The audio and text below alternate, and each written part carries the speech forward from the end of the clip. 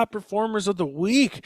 And sitting there is your number one quarterback for the week on Adam's team, Mr. Dak Prescott. How you feeling about him now, Adam? I'm feeling really good about them, to be honest with you.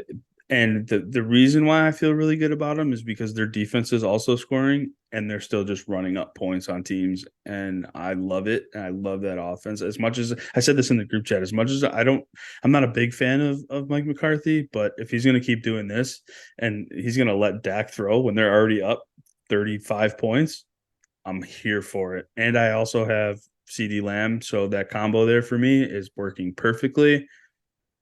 We'll get into him when we Yeah, get to wide receivers, but he's working. Yeah, I have that same combo in another league, but look who's at number two, Jay, your boy Yep. Herbert.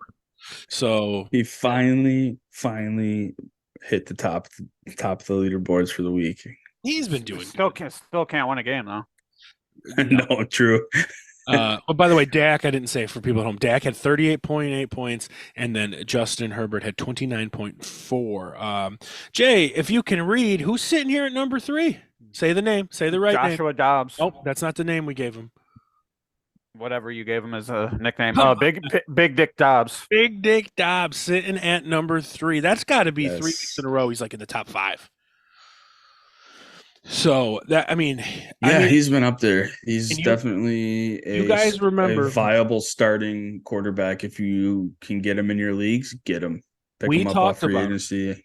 we talked about him, and I remember me specifically saying when he got traded that he is on the radar to keep starting in fantasy football, given these weapons. And like do you realize, guys, that the Vikings went 5-0 without Justin Jefferson? Yeah, I did. They were 0-4 or something when Jefferson got hurt, and they went Yeah. 5-0 without him. First of all, does that mean it? Does that say anything? Do they? Because I always said all they do is force the ball to Jefferson. Could that be true? And now it's kind of exposed. Yeah, it could be. I You think know? it might be a little bit, yeah. And you have a guy who comes in here, Dobbs, right? Who's not Kirk Cousins. And even Kirk Cousins, he was finding all of his other receivers, whereas before he was forcing the ball to Jefferson. So teams are easily,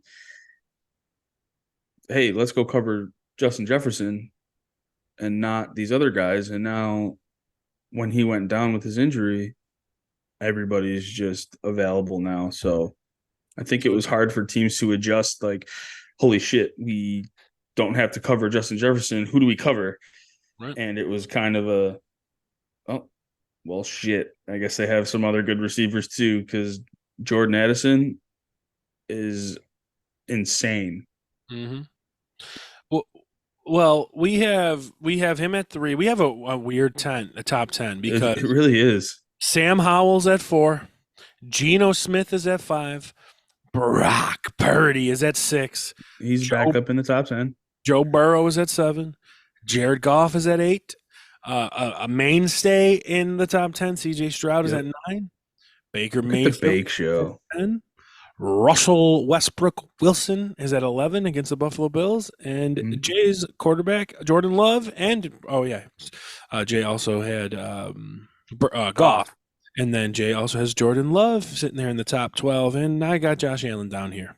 So so odd top 12. I mean, I think you should just expect to see moving forward Sam Howell and CJ Stroud in your top 10 moving Yeah. forward. I agree.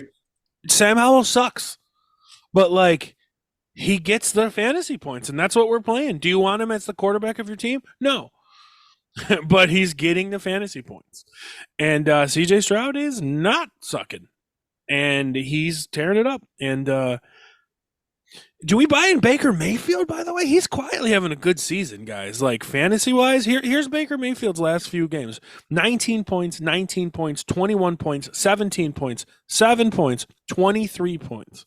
Wait, I lied. Those were the projections. Those you're right. I'm sorry. Yep, those were the fantasy points. So yeah, so in the last, out of 1, 2, 3, 4, 5, 6 games, he's had over 17 points. 5 of those times, and over 19 points 4 of those times. It's pretty good. Yeah. He's doing well. I don't. It's tough because there's 32 teams, in the league, right? They all have a starting quarterback. But in fantasy, you're only in a 10 or 12 man league, and a lot of people have, guys in the top 12. I know Josh Allen had a down week, but your typical quarterbacks, and you're still not going to sit Lamar Jackson. You're still not going to sit Josh Allen, despite where they finished on this list. But I mean, if you have a Baker Mayfield and a Geno Smith, I mean, you're probably matchup based, and Yeah. I think I'd be confident in that matchup to start, even Geno, or Baker. So, And to defend Josh Allen a little bit being low, it's his fault because he had 16.3 points. If he didn't have 4 turnovers, that'd be a 20-point game, right? So Yep, you're right. he's still fine. So Jay, you've got a couple of quarterbacks here. So you've got Jordan Love and you've got Jared Goff. Are you happy with that and doing the pairing and the picking like Adam was saying with those two? Yeah, I mean, for the most part, yeah. It's not like I got really any other option to be happy with it, but You got 2 guys here in the top 12, and like it seems that Jordan Love is in the top 12 every other week or so, and then we know Jared Goff has his boom games. Let's check it out since we're talking about Jared Goff here. Fantasy points last few games: 21 for Jared Goff, 13, 10, 22, 27, 12. So Jared Goff goes up and down. 19, Yep. 19, 23. So he's up and down. So I feel like Jared Goff, you got to like choose your right week. But yeah, Jordan Love is not that different. Jordan Love's kind of consistent in the fact of being inconsistent lately, of like 18, 13, 15, 16, 7, 19, 25, 20. So they're the same guy. 20. yeah, They're literally the same guy, I guess, right? Mm-hmm. for the most part, yeah. Yeah. So I didn't even realize that. Yeah, they're the same fucking guy. So it's just matchup based, and that's that's a strategy. Would you rather have these 2 guys or drop one of them to get Baker if you had the chance? I'd probably stick with who I got over Baker. I'd roll with what you got to over Baker. So that's a good call on that. All right. Let's move on to the wide receivers. Adam, who's number 1? You think? It's got to be Keenan. Yeah, it's got to be right. Yeah, Keenan Allen, CD. CeeDee Lamb, Brandon Cook. So that is 2. The number 2 and 3 overall are giant wide receivers. Amon-Ra St. Brown is your number 4. Cowboy wide receivers, not Oh, giant. yeah. What did I say? He said giant. Fuck me. Yeah. What did I say? Giant? Oh, because they're against the Giants. That's why. Amon-Ra number 4. Mike Evans number 5. Jamar Chase number 6. Noah Brown number 7. Tyler Lockett. Chris Olave, Tyler Boyd, Jaden Reed, Tank Dell. Adam, I believe we called Noah Brown fool's gold. I think we did. But wrong? The only reason being where I'm still weary on Brown and Tank Dell is because Nico Collins sat last week. Fair. So the ball had to go somewhere. And it did go to Dalton Schultz a little bit. And Noah Brown and Tank Dell. I mean, when CJ Stroud's throwing the ball, 360, 380 yards every week, guys are going to get their touches. So, bro, they had 150 yards rushing too. I know Singletary had a really great game. What's your take on Noah Brown, Jay? I mean, you weren't here for that. We called him fool's gold. We're wrong for now. Yeah, we were wrong for this week. Yeah, for now you're wrong, but I mean, Tank Dell has been, I think, pretty somewhat consistent points wise. Like he's got his ups and downs, but who do you rank? Definitely rank the 3 of them, Jay, right now. Dell, Collins, and probably Nico, Dell, Noah Brown. Yeah, I agree with that, Jay. See, I think I actually go Dell, Nico, Brown. I think I go Dell, Nico, Brown. But either way, I mean, none of them are separating. They're all doing pretty good. Yeah. So I mean, they're all doing fantastic this year. Considering and nobody saw that coming because I'm pretty sure in the beginning of the season we all were like, "Don't draft anybody from the Texans," which I'm sure nobody did, right? Unless you drafted Stroud as like a backup or maybe like a late keeper or whatever if you're in a keeper league. But man, as soon as they started going off, I tell you, those waivers went nuts. Yeah. Who had the better catch, Jay? Chris Olave or Cortland Sutton? Olave, I think. You think so? I think Yeah. Sutton's catch was absurd. How he got that right foot in, like that was just out of control. And Olave's catch was great too. But I think, whew, Yeah, I can't pick. Honestly, I thought they were both fantastic. It just sucks more that it was against the Bills for Sutton. So I'm calling as I see it. Another surprise in here. yeah. Brandon Cooks, 32 points. Did he Mhm. have a big game last week too? He didn't. No, he had 1 point No, this week. he So no, didn't. but he's waking up. He's starting to wake up a He's little bit. he's a little bit more consistent. Yes, he had a bad game against Philly. Most second wide receivers do. Yeah. But yeah, it's we Brandon Cooks still has it. Let's put it that way. He still Well, has it. It's just Adam, who would you rather put in your flex, Brandon Cooks or Amari Cooper? uh man, I think I would go Brandon Cooks. And honestly, it's just because of Dak. Okay. And Jay? Obviously, I don't trust the quarterback in Cleveland anymore. Um, I might go Cooper just because he's been more productive this season, but it's a toss up, I think. Tell you what, both of these receivers too have been around the league, been on different teams, been with good quarterbacks, been with bad quarterbacks, and they always seem to produce, right? So they're kind of similar in that aspect. So So let's look at this.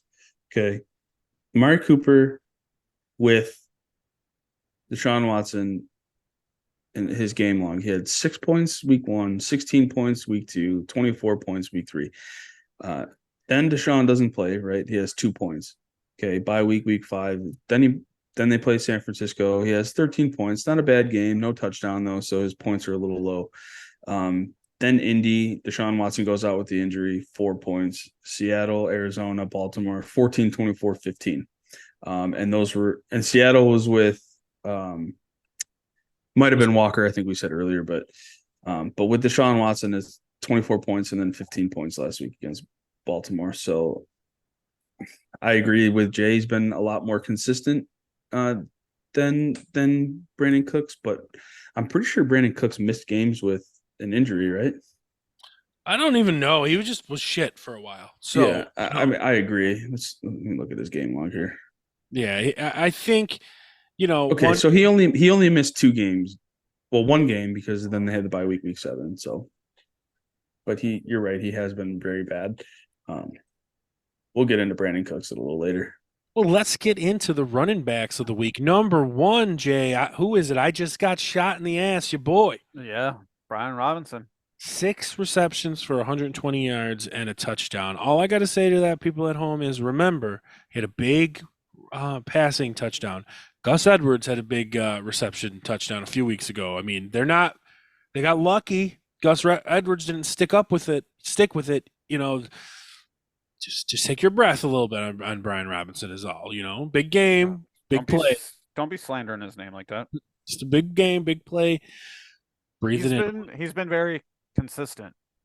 He's been a lot better than I expected. That's for sure. Jahmyr Gibbs at number 2, Devin Singletary at number 3. Wow, what? So that's like 2 in a row of end quote backup running backs. People expect Jahmyr Gibbs to go off because he's a first round pick, talented in the world, but Devin Singletary out of nowhere, right? Like, geez, Yep. So something to keep up on. I mean, if you look at like the productions too, like what seems more sustainable? I mean, Jahmyr Gibbs had 14 carries, 70 yards with 2 touchdowns. Devin Singletary had 30 carries for 150 yards and a touchdown. Like that, that's what you want in I have to point this out too. Devin Singletary, that's how many yards they had rushing, 150 yards. He was the only back to touch the ball all game. They did not bring in anybody behind him. It was his game. And I mean, he certainly earned that third spot. Which you can't really say is the same for Gibbs because, still in the top 10 down here is Bumbles. He Mm-hmm. had 106.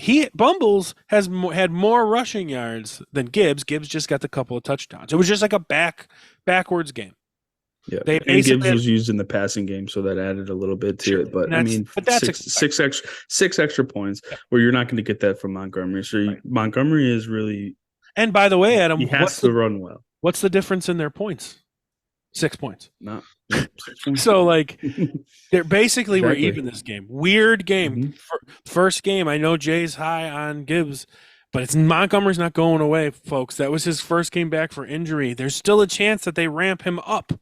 They had about the even amount of carries this week. There's a chance that next week it's 20 for Montgomery and 12 for Gibbs, right? I mean, you can't say that's not possible. Oh, it 100% is. So, but please go ahead, start Gibbs in your flex and stuff, everybody. And Singletary, I mean, I don't fear Dameon Pierce coming back. Dameon Pierce isn't a good running. I don't either. I don't think so either. And you are totally okay to drop him. Yeah, I don't know. Like you got Kenneth Walker at fourth. I mean, this guy keeps popping up. What a steal this guy is for some people. He was going so late. So I actually drafted him 2 years ago in one of my leagues in the 11th round. And I was able to keep him in this year's draft in this league in the 11th round. And he has been a very good starting running back for me. He had a couple games in there where it was weird and it had to do with the injury, but he looked good last week. And I want to say that came on a reception, right? It was a 64. Yeah. Okay. So he had one reception and 64 yards, and that's where the touchdown came from, but he still had 19 carries. Yeah. That's big. Like, and that's a lot. And it surprised me with the next one, Austin Eckler, 19 carries. I didn't think. I mean, how did he carry the ball 19 times if fucking Justin Herbert threw the ball 97 times? Like what? I can't understand it. But a great game by Eckler. Chaz's play of the week, Javonte Williams, 21 carries, 79 yards, 4 receptions, 31 yards, and a tutty. I would say I hit that one out of the park. Yep. It's a top 6. Of course, Christian McCaffrey is 7, Rashad White 8, David Montgomery 9, and then back-to-back Steelers, Jalen Warren, Najee Harris 10 and 11. Yep. And I pretty much fucking hit that 50-50 split on those two guys, and they are running them almost dead even. 15 for 101 in a score by Jalen, 16 for 82 in a score by Najee, and guess what? Najee has more receptions actually. Yeah. By one, yep. You wouldn't think, but yeah, dead even points too. 19 and 17, like that's the touches for both running backs in Pittsburgh. 19. I'm glad to see Najee finally finding his rhythm, and the Steelers hammering him a little bit. It's good to see because he was probably a high draft pick in a lot of drafts too. You're probably thinking he's probably your running back 2 in most drafts at that point. Yeah. So, but I don't know if you guys got thinking the news, second, third round, but if you saw the news yesterday, Jalen Warren is named the starter moving forward. It's not shocking. Wow, I did not see that. Yeah. So, but I don't think it matters. I don't think it does either. They're just going to do the same thing. Yeah. Right. So, but, they need to be in your lineups. And then, you got Bijan Robinson just outside the top 12 at 13. Got a touchdown again. 22 carries for Bijan, 95 yards. That's good to see. But guess what, Adam? Thank you, Arthur Smith. Finally, they lost, sure though, did. Adam. They lost. So what is going to happen now? Nothing. Arthur Smith is still going to be there, and I saw a report on him that the Falcons are planning on bringing him back for next year, so he's not going anywhere. God, fuck. But hopefully it ramps up for Bijan moving forward. Well, let's get on to tight ends real quick and just run through it. Your number 1 by a mile, maybe not a mile, by half a mile is T.J. Hockenson, George Kittle, Trey McBride, Dalton Kincaid, Tyler Conklin, Jake Ferguson, David Njoku, Dalton Schultz, Michael Mayer, See what I did there? Brock Wright. Those are the only ones that scored 10 plus. TJ being in the 30s. But the three that I want to touch on, Dalton Kincaid start him every week, right, Jay? Yeah, Is Sean McDermott going to go back to Dawson Knox? He better fucking not. probably. Well, Probably. You're right. Probably. probably. You're right. Probably. I was gonna say, you know who we're talking about? Yeah. George Kittle had a big game, but it was really one big catch. I think that was a 70-yard catch he got. It was like a 70-yard catch, Yeah, 60-yard great- catch or something like Great that. for him. As you can see, 3 receptions Yeah. for 116 yards and a touchdown. But that's what you get from Kittle, though. You don't get that high volume Yeah. with Kittle like you would with like Kelsey or Andrews. So, But these are the two I mean, we need to discuss, yeah. though. McBride and Hawkinson. I'm telling you guys right now, TJ Hawkinson, I have him nowhere, guys. He is your number one tight end the rest of the year. Josh Dobbs was targeting Ertz at the beginning of the year. Then he had one big game with Trey McBride, and now he's in with TJ Hawkinson, and look at the results. TJ Hawkinson's your number one tight end the rest of the years, above Travis Kelce. I'm telling you, from if we look back, we can try to remember this. From the week that Dobbs came over, or we'll just say week 10 on, Hawkinson's going to have more points than Travis Kelce. You heard it here first, folks. You heard it here, folks. First, folks. So, and then of course we have Hey there, little fella. 8 receptions to Trey McBride, 131 yards. I mean, you got to believe in it. He's had 2 huge games out of 3. In the first game back with Kyler, he had a huge game, right? You got to buy Trey McBride. Not just saying that, guys, because he's on my team, but like you got to buy into Trey McBride. There we go. There Sorry. he is. I don't know. My cord's a little funky. I got to get a new one, but sorry. Yeah, I agree. I'm on the Trey McBride train. Ertz is old. Yep. Still on an IR. I think he's eligible to return this week, but I don't care. Yeah. It's McBride. He's younger. He's faster. So, I mean, people and forget Kyler that- Murray, we saw him struggle to throw over the middle of an monstrous defensive line. So he's going to be rolling out looking for his tight end a lot, I think. And just to remind people at home, like Trey McBride isn't some weird like guy they pulled off the street late. Like, no, he's been there for a bit. No, he's in his second year. He was their second Is this round. only second? I thought it was his third. He was their second round pick last year, and I believe he won Even better. I believe he won the top tight end of the year, and I believe he was the first tight end drafted last year.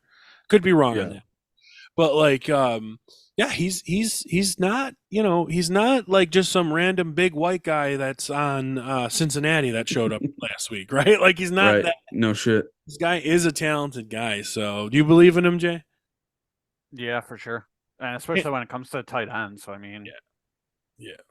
Oh, Tanner Hudson. That's the guy we're talking about. Tanner Hudson, the big random white guy on Cincinnati, out of nowhere. So, all right, there's all your top performers. We'll just glance real quick at kicker and defense for the fuck of it.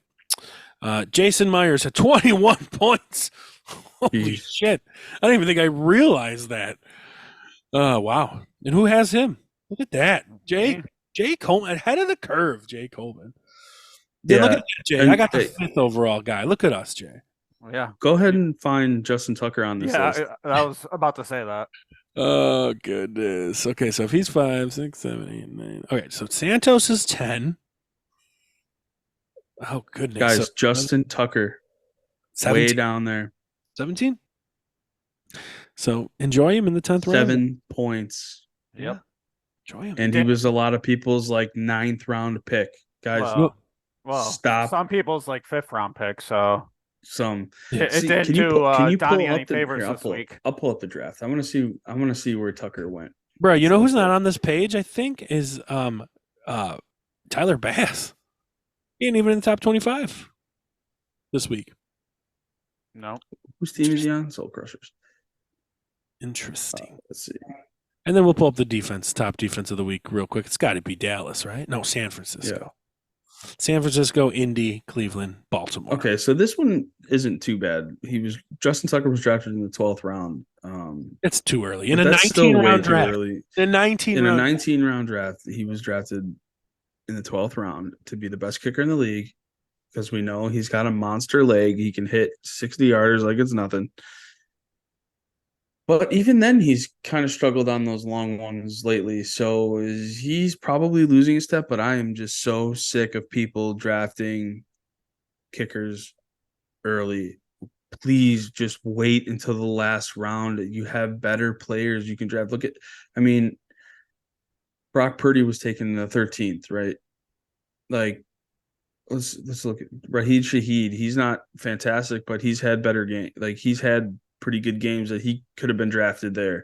Curtis Samuel, who's been a part of Washington's offense for a while, he's been hurt, so I understand his numbers are down. But it was a like little some of these better guys in this. after that, like We've crazy. seen Tucker go in the 9th round, the 10th round. Yeah. Oh yeah, I've seen Tucker as high as 8.